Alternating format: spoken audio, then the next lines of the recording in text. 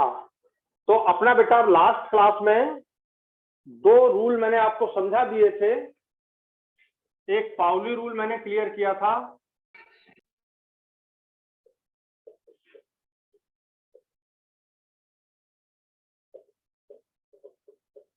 ये क्लियर किया था, और दूसरा मैंने आपको हंस रूल समझाया था।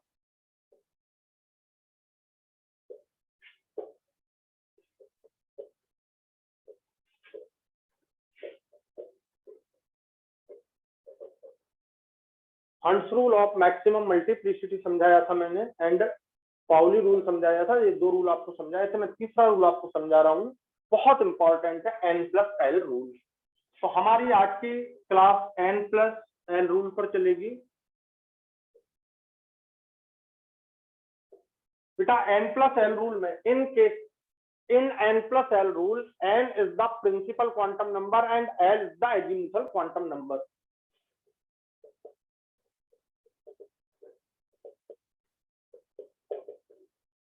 और आप n के वैल्यू जानते हैं 1, 2, 3, 4 और इंफिनिटी। और दूसरा l है azimuthal quantum number. l is azimuthal quantum number.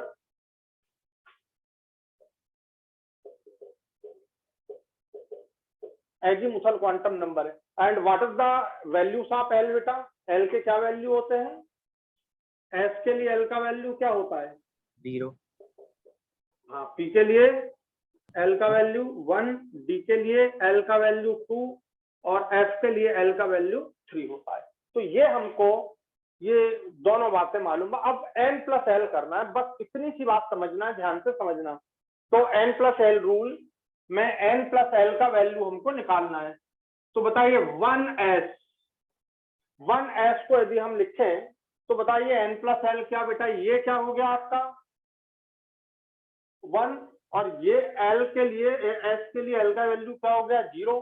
तो यहाँ पर n का वैल्यू 1 हो गया और s के लिए l का वैल्यू 0 हो गया। ये n+l इसका 1 हो जाएगा। आ गया समझ में? आ गया समझ में? n+l इसका 1 हो जाएगा। क्लियर हो गया बेटा? 2s, yes sir. 2s में n का वैल्यू कितना है बताओ? ये 2 है, और l के लिए वैल्यू s जो होता है 0 होता है। तो ये आपका कितना आ गया? 2 आ गया। ये आपका 1 आ गया, ये आपका 2 आ गया। ऐसे 2p के लिए अगर अपन निकालते हैं 2p, तो 2p के लिए कितना आएगा? n+l, n का वैल्यू 2 है, p के लिए l का वैल्यू 1 है, और ये आपका 3 आ गया।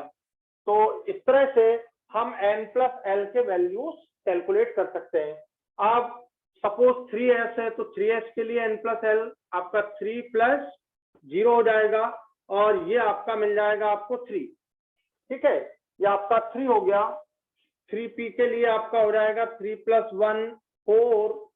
3d के लिए हो जाएगा 3 + 2 3। ये 3 है, और ये d के लिए l का वैल्यू 2 है, तो ये आपका आ गया 5। इस तरह से आप n+l सबसे लिख सकते हैं। 4s के लिए निकालिए n+l का वैल्यू बताइए। 4s के लिए क्या होना चाहिए? 4 + 0 = 4।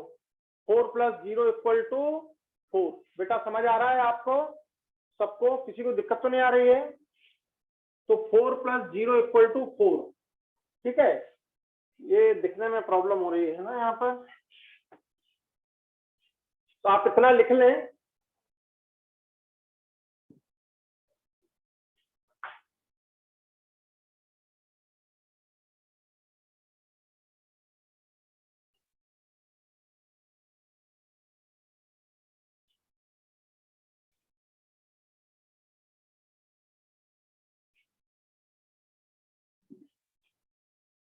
समझ आ गया बेटा आपको यहाँ तक का?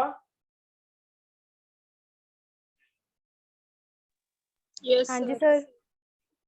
तो ये इस तरह से हम n+l के वैल्यू कैलकुलेट कर लें। अब n+l का वैल्यू 4 के लिए, 4s के लिए n+l का वैल्यू कैलकुलेट करिए। तो 4 + 0 = क्या आ गया? 4। 5s के लिए 4p के लिए कैलकुलेट करिए। 4 + 1 = आ गया 5। 4d के लिए कैलकुलेट करिए। 4 + 2 = आ गया 6। 4f के लिए कैलकुलेट करिए। 4 + 3 = आ गया 7। तो ये आप इस तरह से n प्लस एल का, तो सबसे पहले आप इसको कैलकुलेट करिए, फिर इसको लिखिए, इसको लिखिए, फिर इसको लिखिए, फिर इसको लिखिए। तो आप इस तरह से सबके n प्लस एल लिख लें।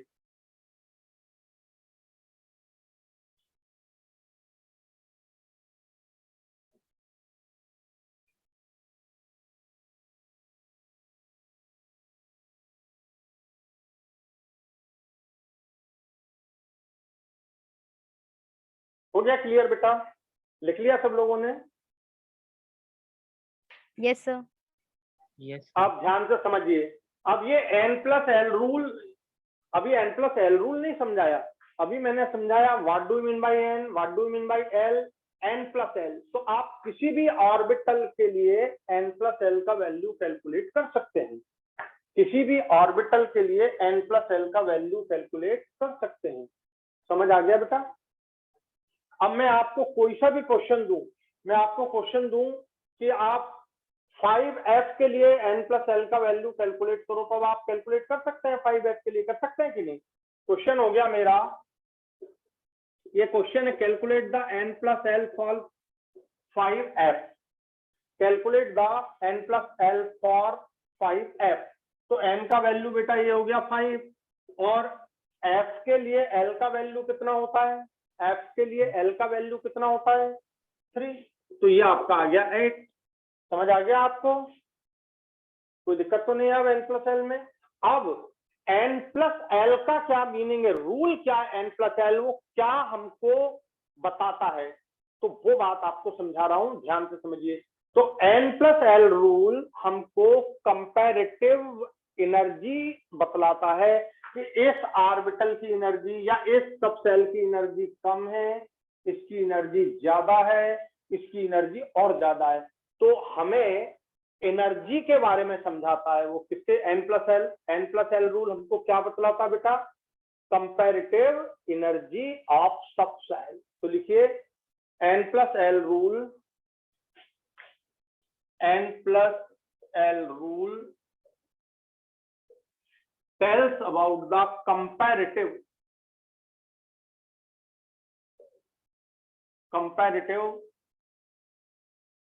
value of energy of subset।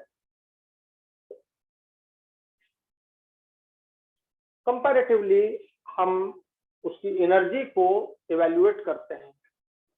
देखिए अब रूल क्या है, रूल को देखिए ध्यान से। पहला रूल है, ध्यान से, दो स्टेटमेंट है इसमें, n प्लस एल रूल में दो स्टेटमेंट है, जिनमें n प्लस एल का वैल्यू कम होता है उसकी एनर्जी कम होती है। देखिए सब लिखना बंद करिए, n प्लस एल का वैल्यू इसके लिए है 1, n प्लस एल का वैल्यू इसके लिए है 2, इसके लिए है 3। तो सबसे कम एनर्जी हुआ 1s की, तो उससे ज्यादा एनर्जी हुई 2s की, उससे ज्यादा एनर्जी हुई 3 की। मतलब n प्लस एल रूल ने हमें एनर्जी बतलाई कि भाई सबसे कम है 1s की, क्योंकि इसमें n प्लस एल का वैल्यू सबसे कम है। तो हमारा रूल हो गया, smaller the value of n plus L lower is the energy of the subshell. यदि n प्लस एल का वैल्यू कम होता हो तो उसकी एनर्जी कम होती है, ज्यादा होता है तो और ज्यादा होती है, और ज्यादा है तो बढ़ते जाती है। माने n प्लस एल का वैल्यू बढ़ेगा तो एनर्जी बढ़ते जाएगी। समझ गए? Energy of subshell directly proportional to n plus l. n plus l जितना ज्यादा होगा एनर्जी उतनी ज्यादा होगी। बात समझ आ गई आपको? तो बच्चों बात समझ आ गई आपको? n प्लस एल का वैल्यू, n प्लस एल का वैल्यू जितना कम होगा उसकी एनर्जी उतनी कम होगी। Smaller the value of n plus L lower is the energy of सब सेल। तो इसकी सबसे कम है, या ऐसा बोल सकते हो n प्लस एल इंक्रीज होते जाएगा तो एनर्जी इंक्रीज होते जाएगी, ऐसा बोल सकते हो। n plus L the value of n plus L increases the energy of subcell increases। The value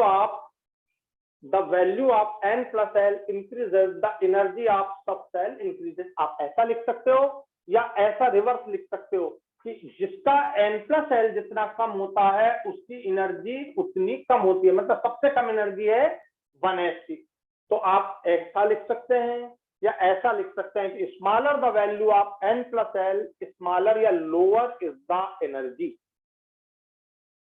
हुआ कि नहीं क्लियर सबको?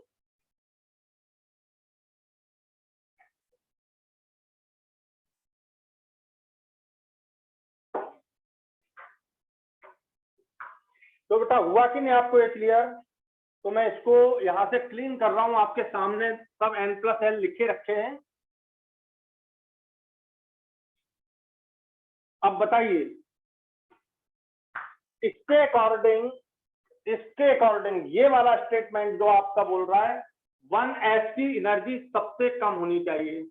1s की एनर्जी स्मॉलेस्ट एनर्जी, इसकी स्मॉलेस्ट एनर्जी, इससे कम एनर्जी किसी की भी नहीं है 1s, क्योंकि इसके लिए n+l का वैल्यू 1 है, इससे ज्यादा n+l का वैल्यू 2s का है, तो इसकी एनर्जी इससे ज्यादा हो गई। ये ऑर्डर ऑफ एनर्जी बना रहा हूं मैं, order of energy, order of energy. तो 1s की एनर्जी सबसे कम, क्योंकि n+l सबसे कम। आप चाहें तो दोबारा लिख सकते हैं अब n+l को, यहां पर इसका n+l 1 है, इसका n+l 2 + 0 2 है, इससे ज्यादा इसका n+l 2p का n+l 2 + 1 = 3 है। देखिए तो जैसे जैसे एनर्जी, जैसे जैसे n+l का वैल्यू इंक्रीज हो रहा है एनर्जी इंक्रीज होते जा रही है। इसका मतलब सबसे कम एनर्जी किसकी है बताइए? Small value of the energy is 1s। बोलो क्लियर हो गया बेटा? सबसे कम एनर्जी किसकी होनी चाहिए? n+l जिसका सबसे स्मॉल है। Smaller the value of n+l lower is the energy, ऐसा बोल सकते हैं। हुआ कि नहीं क्लियर आपको? यस और नो? Yes sir. उससे ज्यादा बोले सर अब आप 3s में ये देखो, इसके लिए भी n+l 3 आ रहा है और इसके लिए भी n+l 3 आ रहा है। तो जब n+l का वैल्यू इक्वल हो, जरा ध्यान से सुनिएगा, जब n+l का वैल्यू इक्वल हो तो हम n देखते हैं। ये देखिए n, ये इनर सेल हो गया और ये उससे बाहर आगे वाला सेल हो गया। तो जब n+l इक्वल होता है तो जिसके लिए n का वैल्यू कम होता है उसकी एनर्जी कम होती है। तो दूसरा स्टेटमेंट हो गया when n+l value is same for, when n+l value is same for 2 subshell, 2 or more भी हो सकता है, 2 or more सबसेल, ठीक है, then smaller the value of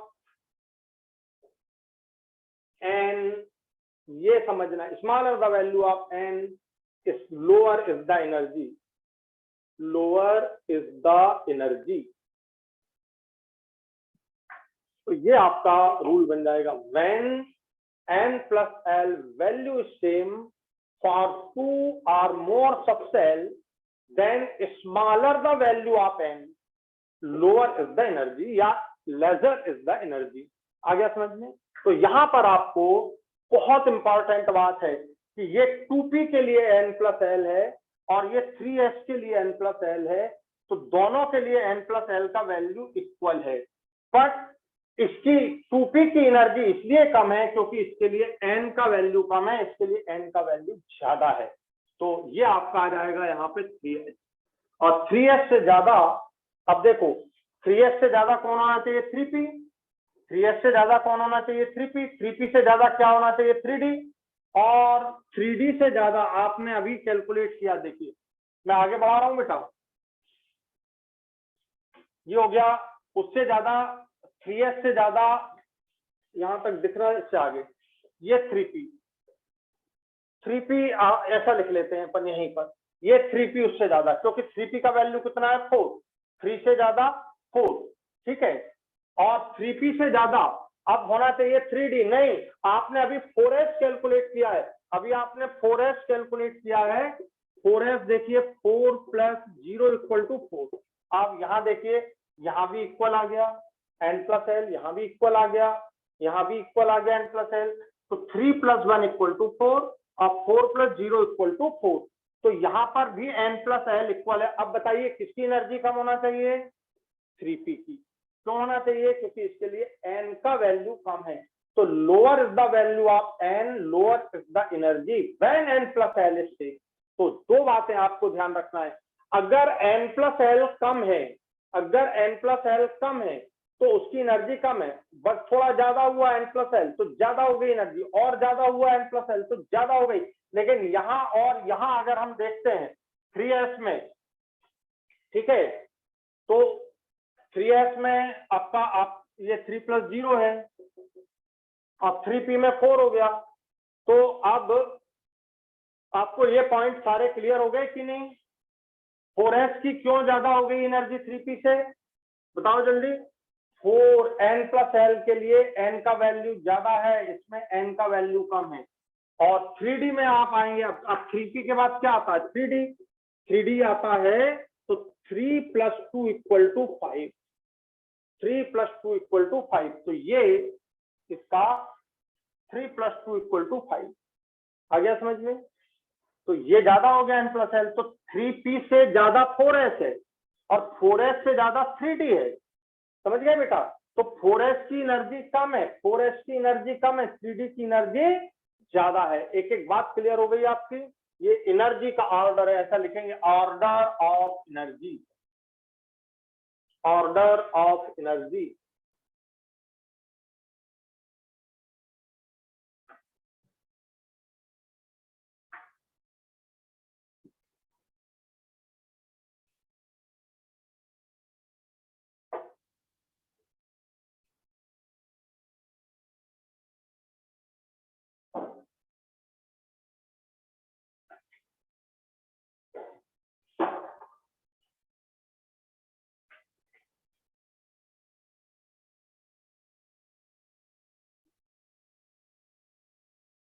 हो गया बेटा ये क्लियर आपको सबको?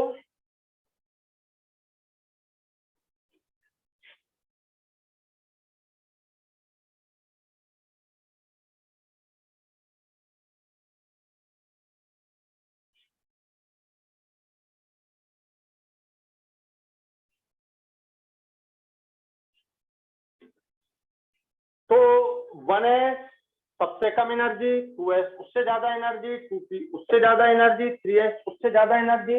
यह ऑर्डर हमको मिल रहा है n प्लस एल के इंक्रीजिंग वैल्यू तक। लेकिन यहाँ पर जब वैल्यू n प्लस एल का सेम आया तो फिर हम देखेंगे n इसके लिए कम होगा, उसकी एनर्जी कम।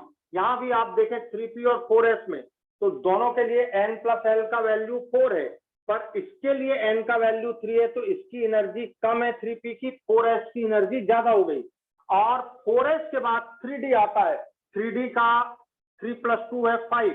अब आपको यहाँ पर ये ऑर्डर पूरा अच्छी तरह से बना लेना चाहिए।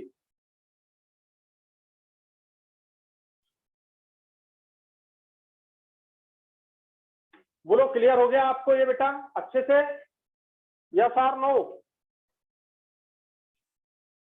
1s उससे ज्यादा 2s, उससे ज्यादा 2p, उससे ज्यादा 3s, उससे ज्यादा 3p, उससे ज्यादा 4s, 4s से ज्यादा 3d।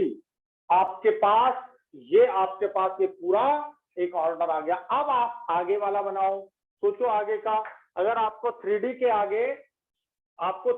आगे की बात की जाए, 3d के बाद क्या आता है? 3d के बाद क्या आता है? 4s। ठीक है, तो 4s तो आ चुका है। अब 4s के बाद आप 4p, 4d, 4f, 5s, 5p इनको सेट करना है आपको। बताइए 4 प्लस 1 इसका वैल्यू 5 है, 4 प्लस 2 इसका वैल्यू 6 है, 4 प्लस 3 इसका वैल्यू 7 है, 5 प्लस 0 इसका वैल्यू 5 है, 5 प्लस 1 इसका वैल्यू 6 है।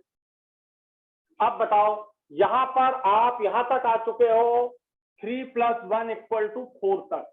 ठीक है, अब आपका ये शुरू होता है 4p। यहाँ इसके बाद 4p आता है। देखिए 4p, 5 यहाँ भी है और 5 यहाँ भी है, देखिए दोनों में 5 का वैल्यू है, दोनों में 5 है। आप मुझे बताओ कौन सी एनर्जी कम होनी चाहिए? बताइए आप, ये इसकी एनर्जी कम होनी चाहिए। क्यों कम होनी चाहिए? क्योंकि इसके लिए एन का वैल्यू कम है और इसके लिए एन का वैल्यू ज्यादा है। तो पहले आएगा 4p, 4p के बाद आ जाएगा 5s। ये देखिए, ये नहीं आया 4d, 4d के बाद, 4d के पहले ही 5s आ जाएगा। अब देखिए ये 6 आ रहा है और ये 6 आ रहा है, तब हम 4d लिखेंगे। देखिए 4d, 4d 6 और ये भी 6 आ रहा है। इन दोनों को कंपेयर करो तो ये 4 है और ये 5 है। इन दोनों को कंपेयर करो, ये दोनों 5 है तो ये 4 है, ये 5 है। तो 4p की वैल्यू कम है, 4 5s ज्यादा एनर्जी में, 4d और ज्यादा एनर्जी में, क्योंकि 6 आ रहा है। लेकिन ये और ये इक्वल है, तो ये और ये इक्वल है, तो ये n का वैल्यू यहाँ पर 4 है और यहाँ का n का वैल्यू 5 है। समझ आ गया? तो आपका ये आएगा 4d और 4d के बाद फिर आएगा 5p। ऐसा ये बढ़ता चला जाएगा। अब आप n+l रूल को समझ चुके हैं कि नहीं? अच्छी तरीके से बताइए सब लोग। n+l रूल को अच्छे तरीके से समझ चुके हैं आप लोग सब? Yes sir. कोई दिक्कत तो नहीं? No, sir.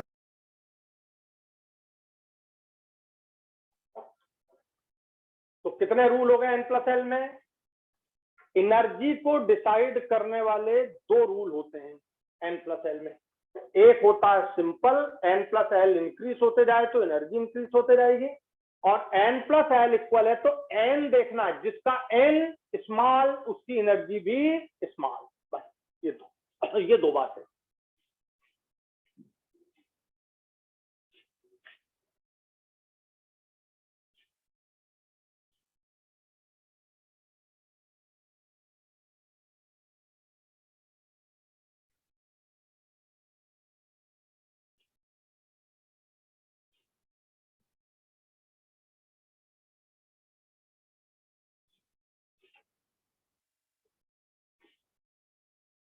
तो मुझे लगता है अब n+l में आपको कहीं भी प्रॉब्लम नहीं आने वाली।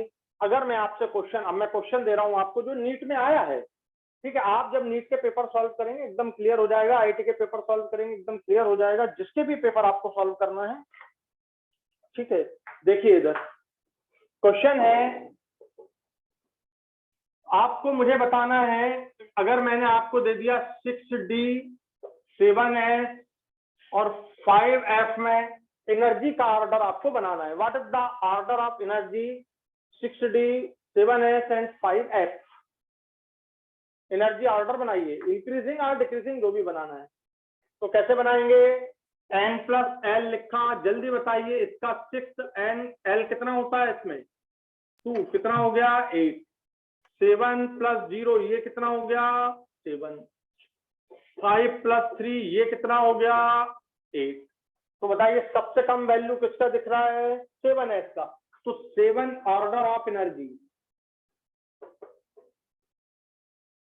ऑर्डर ऑफ एनर्जी 7s सबसे कम। आप बताइए 7s के बाद ये भी 8 है और ये भी 8 है, तो फिर कम किसका होना चाहिए? यहाँ देखिए ये 5 है, ये 5 है और ये 6 है, तो आपका 5f आ जाएगा और सबसे ज्यादा एनर्जी होगी 6d की। तो this is the increasing order of the energy, this is the increasing order of the energy.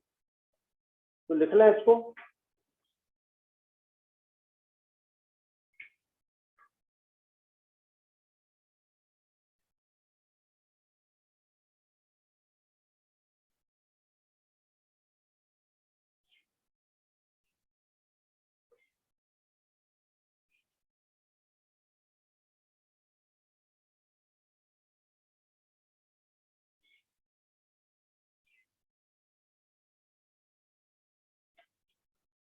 बेटा क्लियर हो गया आपको?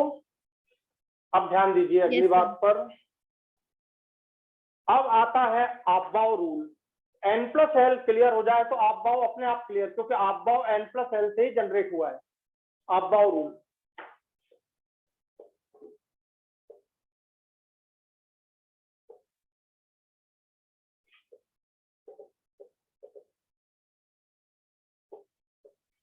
अबाव प्रिंसिपल, ये अबाव साइंटिस्ट नहीं है, हंड साइंटिस्ट है, पाउली साइंटिस्ट है।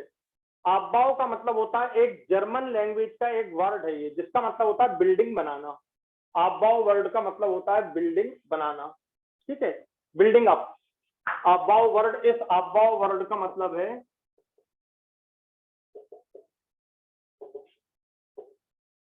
बिल्डिंग अप, मतलब बिल्डिंग बनाना। बिल्डिंग कैसे बनाएंगे, ये देखो बिल्डिंग बनाई जाती है, ये देखिए ये ग्राउंड फ्लोर हो गया, इसके ऊपर ये फर्स्ट फ्लोर हो गया, ये सेकंड फ्लोर हो गया, ये थर्ड फ्लोर हो गया, ये फोर्थ फ्लोर हो गया, ये बनाते जा रहे हैं।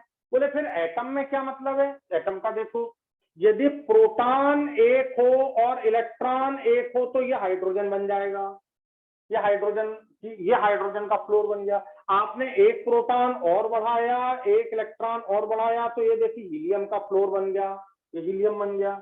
आपने एक प्रोटॉन और बढ़ाया, एक इलेक्ट्रॉन और बढ़ाया, तो ये लिथियम बन गया। आपने एक प्रोटॉन और बढ़ाया, 4 इलेक्ट्रॉन बढ़ाया, तो ये बेरिलियम बन गया। प्रोटॉन 5, इलेक्ट्रॉन 5, तो ये बोरान बन गया। ऐसे ये बिल्डिंग बनते चली जाती है। तो हाइड्रोजन, हीलियम, लिथियम, ठीक है, बेरिलियम, बोरान, कार्बन, ऐसे बढ़ते चला जाएगा। तो ये इसका मतलब होता है बिल्डिंग अप का। तो बिल्डिंग अप से आपको परेशान नहीं होना। अगर आप कोई क्वेश्चन पूछे कि अबाव मतलब क्या है तो आप बता सको, इसलिए मैंने ये बतला दिया। रूल क्या है अपन उस पर चलते हैं, तो ये लिख लें।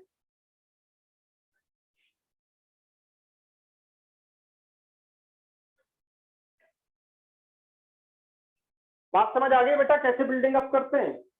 एक एक प्रोटॉन, एक एक इलेक्ट्रॉन आप बढ़ाते जाओ तो नया आपको एटम मिलते जाएगा। बस हाइड्रोजन से हीलियम मिल गया, एक प्रोटॉन एक इलेक्ट्रॉन बढ़ाया, एक और बढ़ाया तो लिथियम मिल गया, एक प्रोटॉन इलेक्ट्रॉन और बढ़ाया तो बेरिलियम मिल गया। ऐसे this is called building, building बनाना।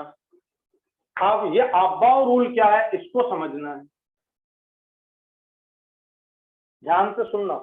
बस इतनी सी बात, ये मैंने एक्सप्लेन कर दिया। ये बताओ, ये ग्राउंड फ्लोर है, ये फर्स्ट फ्लोर है, ये सेकंड फ्लोर है, ये थर्ड फ्लोर है। एक एक इलेक्ट्रॉन बढ़ते जा रहे हैं। न्यूक्लियस में एक प्रोटॉन बढ़ रहा है, आउटर ऑर्बिट में एक एक इलेक्ट्रॉन बढ़ते जाता है। जरा सोचो, अगर मान लो ये बड़ी बिल्डिंग है, इसमें लिफ्ट नहीं है, इसमें लिफ्ट नहीं है, तो और तुमको इसमें किराए से मकान चाहिए, तो तुम बोलो यहां पर आओगे कि यहां पर जाओगे, जल्दी बताओ। तुम इसमें रहना पसंद करोगे कि इसमें कि इसमें कि इसमें, पहले वाले में कि दूसरे वाले में कि तीसरे वाले में कि चौथे वाले में, कहाँ रहना पसंद करोगे, जल्दी बताओ। फर्स्ट। यहाँ पर 1 में, क्यों भैया, चढ़ना नहीं पड़ेगा, इतना कौन चढ़ेगा, इतना ज्यादा चढ़ना तो बड़ा मुश्किल हो जाएगा, इस पे और चढ़ना, इस पे और चढ़ना। चढ़ना मतलब एनर्जी लगाना, एनर्जी बढ़ते जा रही है। यहाँ पर तो एनर्जी इतनी बढ़ जाएगी कि यार थक गए, घर जाते जाते ही सो गए, समझ गए। तो यहाँ यही बोलता है अबाव। अबाव कहता है इलेक्ट्रॉन उस सबसेल में पहले एंटर करता है जिसकी एनर्जी कम होती है। सबसे कम किसकी एनर्जी बताओ, सबसे कम किसकी एनर्जी है बताओ, क्यों बच्चों, 1s। अब भी लिखा 1s। तो इसका मतलब किसी भी एटम में यदि इलेक्ट्रॉन पहले जाएगा तो 1s में जाएगा, क्योंकि उसकी एनर्जी सबसे कम होती है। ठीक है, मैं बाद में लिखूंगा इसको, पहले ये बताता हूँ। 1s की एनर्जी सबसे कम, तो इलेक्ट्रॉन सबसे पहले इसको फुल करेगा। 2s, जब ये पूरा आपका ग्राउंड फ्लोर मतलब पूरा फुल हो जाएगा, तब आप किसमें, आगे वाले में जाएंगे। भैया ये फर्स्ट पे ही ले लो, तो समझ आया। तो जब ये फुल हो जाएगा तो ये 2s को फुल करेगा। जब 2s फुल हो जाएगा तो 2p को फुल करेगा। जब 2p फुल हो जाएगा तो 3s को फुल करेगा। जब 3s फुल हो जाएगा तो 3p को फुल करेगा। इलेक्ट्रॉन जा रहे हैं, ये इलेक्ट्रॉन जा रहे हैं, इलेक्ट्रॉन इस तरह जा रहे हैं। तो सबसे पहले इलेक्ट्रॉन जाता है 1s में, क्योंकि इसकी एनर्जी सबसे कम है। जब ये फुल हो जाता है तो इलेक्ट्रॉन जाता है 2s में, 2s फुल हो जाता है तो इलेक्ट्रॉन जाता है 2p में। मतलब इलेक्ट्रॉन एनर्जी के इंक्रीजिंग ऑर्डर में ही भरते हैं, इलेक्ट्रॉन हमेशा इंक्रीजिंग ऑर्डर में भरते हैं। ध्यान से सुनना, 3p में, 3p के बाद 3d में नहीं जाएगा इलेक्ट्रॉन, 3p के बाद 3d में इलेक्ट्रॉन नहीं जाएगा, इसमें नहीं जाएगा। बताओ किसमें जाना चाहिए, सोच के बताओ जल्दी। 4s। बहुत बढ़िया, 4s में जाएगा। ये देखिए 3p के बाद इलेक्ट्रॉन 4s में जाएगा और 4s में जाने के बाद फिर 3d में जाएगा। माने थर्ड कंप्लीट नहीं होता पूरा, पहले 3s कंप्लीट होता है, फिर 3p कंप्लीट होता है, 3p कंप्लीट होने के बाद जाना चाहिए 3d में, 3d में नहीं गया, 4s में गया। क्यों? क्योंकि एनर्जी का ऑर्डर ये देखिए एनर्जी का ऑर्डर 1 है, उससे ज्यादा 2s, उससे ज्यादा 2p, उससे ज्यादा 3s, उससे ज्यादा 4s, उससे ज्यादा 3d। 3d के बाद इलेक्ट्रॉन 3d के बाद किसमें जाएगा? बोलो 3d के बाद किसमें जाएगा? 3s हो गया, 3p हो गया, 3d हो गया, 4s के बाद 4p में जाएगा अब इलेक्ट्रॉन, 4p में। 4p के बाद 4d में नहीं जाएगा इलेक्ट्रॉन, 4d में नहीं जाएगा, देखिए किसमें जाएगा? 5s में जाएगा। 5s की एनर्जी कम है, 4d की ज्यादा है, समझे? तो इस तरह से इलेक्ट्रॉन भरते हैं। तो रूल क्या हो गया बेटा? अब्बाउ रूल। अब्बाउ कहता है इलेक्ट्रॉन जो होते हैं वो कम एनर्जी वाले सब सेल में पहले जाते हैं। माने electron enters in the subshell according to the increasing order of energy. Electrons enter in the subcell according to increasing order of energy. Increasing order of energy तो वेरी इंपॉर्टेंट। वन है सबसे कम energy. तो सबसे पहले अगर कोई question पूछे कि सबसे पहले इलेक्ट्रॉन किसमें जाता है, तो आंसर दोगे 1s में। क्यों जाता है? तो आंसर दोगे इसके लिए n+l सबसे कम है। बोले n+l से तुम क्या बताना चाहते हो? बोले n+l एनर्जी बतलाता है। तो जिसकी एनर्जी सबसे कम होती है, स्मॉलेस्ट वैल्यू, उसमें इलेक्ट्रॉन पहले एंटर करता है। बोलो क्लियर हो गया कि नहीं हुआ?